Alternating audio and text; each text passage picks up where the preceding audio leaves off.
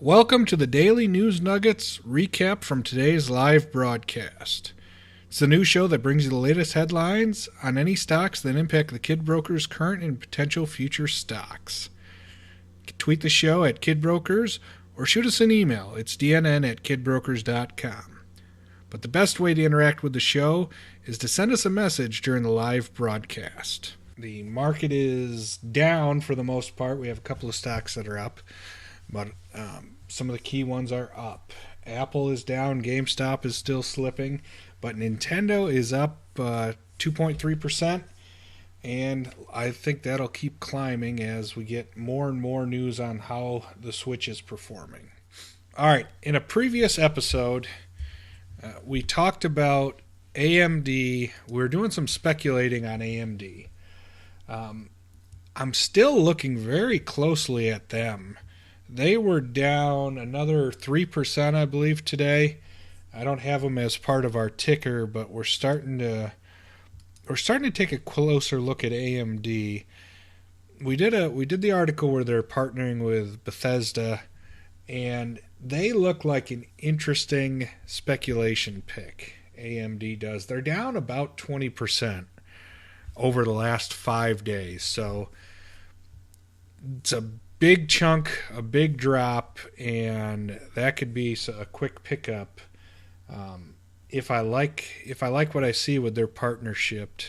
So we're going to continue to look at that and bring you news as that shows up. But they were down again today, 4%. So gonna be keeping an eye on them.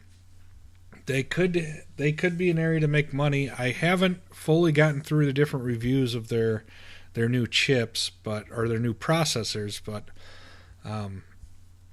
could be a winner. We'll keep an eye on it.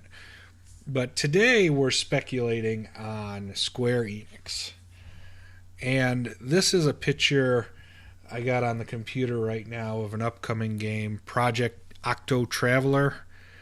It looks extremely interesting, and it's coming out for the Nintendo Switch. It is like the 16-bit pixel graphics in a 3D type of way. The artwork for it looks very interesting. Square Enix, you probably know them from Final Fantasy. So I started taking a look at their stock. Here's their page for their Square Enix holdings. They're for their investors, their investor relations. This is the major IPs that they have. Final Fantasy, Dragon Quest. We're looking for big support on the Switch from them. With it being region free, I can see a lot of the Dragon Quest games coming over. They've got some good IPs. Square does. Final Fantasy is obviously the biggest. I haven't played Final Fantasy in a while. Apparently, I've missed out on a few good ones. The new one seems to be selling well, but they have the ability to make absolutely blockbuster games. Square does. The Final Fantasy III on the SNES is probably one of the best games ever made. So they've got some muscle behind what they produce, and they have some other IPs.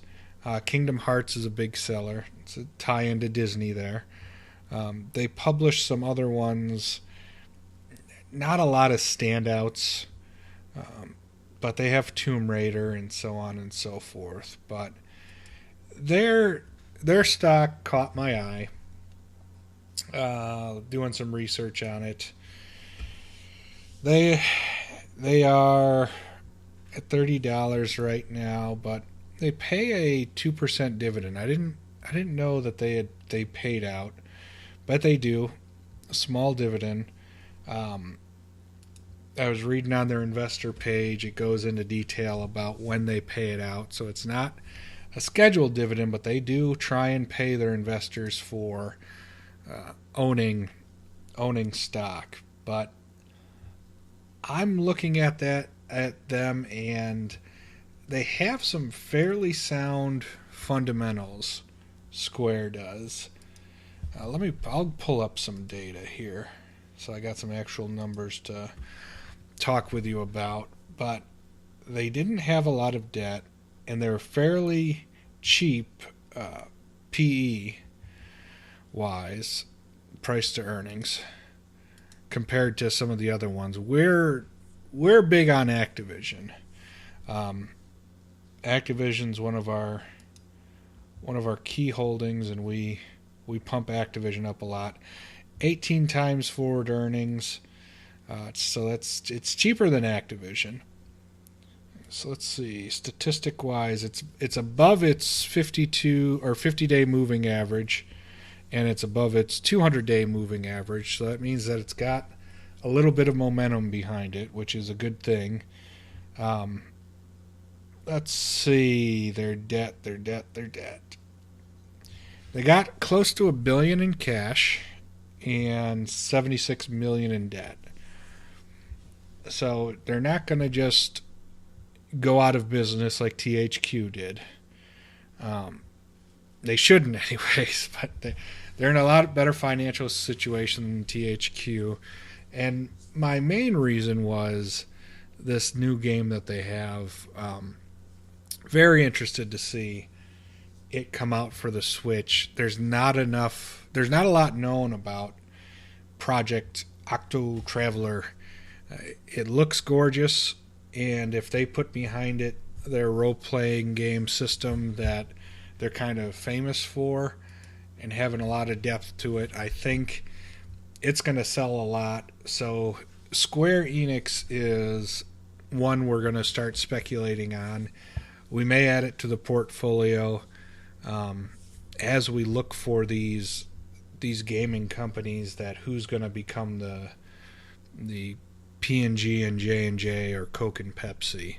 I think long run you're going to see a lot of them start to establish themselves as the premier gaming companies. I think Activision is set to be the leader. They're going to be the Coca-Cola of the bunch. We'll see. We'll see how it pans out, but we're going to start looking a lot closer at Square Enix. I'd like to know what you think on that. Leave comments. A lot of Square Enix fans out there. A lot of people think they're, one of the best gaming companies there is, and I'm getting on board. I want to see what some of their new items are that they come out with. I think they'll always sell Final Fantasy and Dragon Quest, but if they get some newer items to start propelling it, I think that's definitely an area we'll be able to make some money in. That's it for this recap. Let us know what you thought of the Square Enix stock pick. Give us a thumbs up if you enjoyed it, and we welcome your feedback. Be sure to subscribe so that you're the first to get all the investing headlines for gamers. Thanks for watching.